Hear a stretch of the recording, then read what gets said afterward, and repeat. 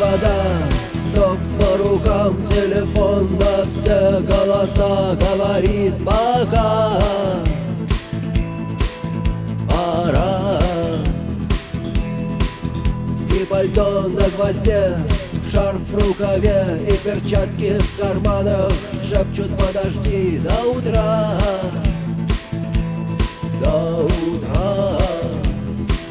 Но странный стук зовет дорогу. Может, сердце, может, стук в дверь. И когда я обернусь на пороге, я скажу одно лишь слово: верь.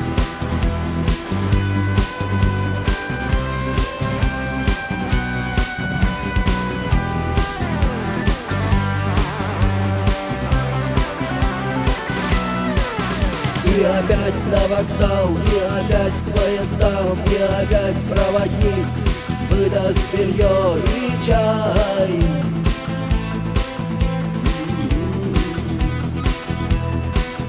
И опять не усну, и опять сквозь грохот колес мне послышится слово: